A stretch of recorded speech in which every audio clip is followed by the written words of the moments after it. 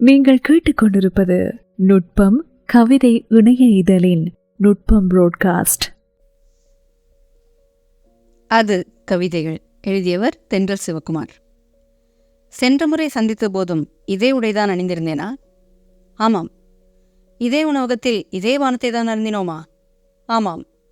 ஆனால் இந்த முறை என்னில் ஏதோ மாறியிருக்கிறது, அப்படித்தானே? ஆமாம்.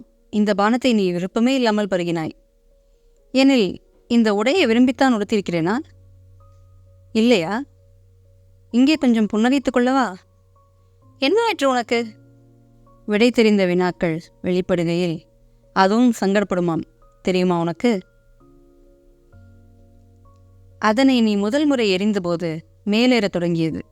ஒவ்வொரு முறை நீ பார்க்கையிலும் உன் கணிப்பை உடைத்து நீ பார்த்த படிகளுக்கு மிகவும் கீழே நின்றிருந்தது.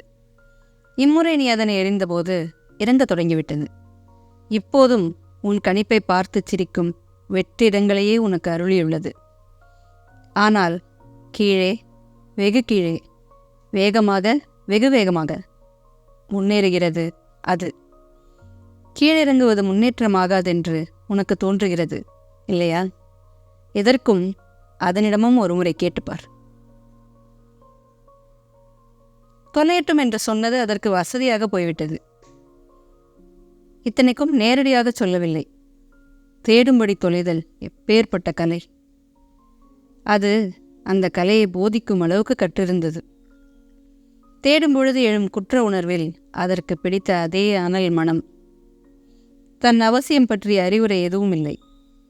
தான் இல்லாத வாழ்வு பற்றிய முன்னோட்டம் இல்லை. நாளை முதல் இதெல்லாம் ஈராது என்ற குறைந்தபட்ச அறிவிப்பையேனும் அது செய்திருக்கலாம். தொலையட்டும் என்பது அனுமதி அல்ல. அதற்கும் தெரியும் அது ஓர் ஆசிர்வாதம்.